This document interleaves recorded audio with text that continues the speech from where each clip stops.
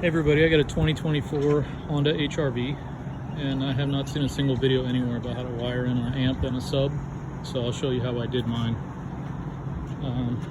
Alright, so power wire, 4 gauge going back to my 600 watt amp, and it pokes through right there on the left through the little grommet.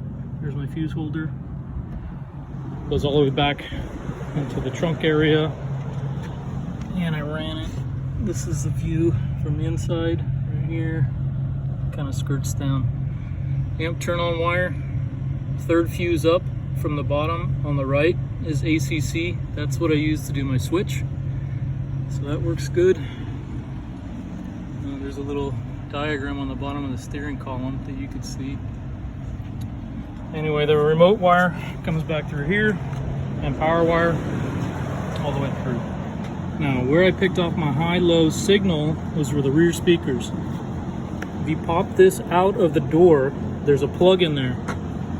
If you disconnect it, there's a plug, and the blue and white wires on the left door, and the blue and pink wires on the right door. So when you pull this apart, you unplug it, and they're different colors on both sides of the plug. Blue and white is the door side on both doors. And so if you get a tester in there and use like a 9-volt battery, you can test which two blue wires. There was like 3 in a row, and that's the blue and white. You just hit them and you'll hear the door speaker pop. So I ran my wire back through here. That's where my amp ground is, right there. Harness snakes up underneath here and goes towards the back. I just have it taped in because I'm not done testing yet. I wanted to get you guys a video before I'm done with it. So this is where I put my 600 watt Alpine, and I mounted my high-low level converter box right there.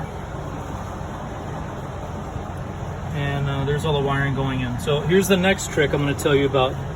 I put a ground going from here up to my high-low converter box. If you do not do that, your amp will randomly turn on because it picks up power through the pre-outs. Why it does that, I don't know. It only does that when the car goes to sleep. But I figured out that if you ground the black wire, there's a few of them here. When I got this thing, I got it from Advance Auto.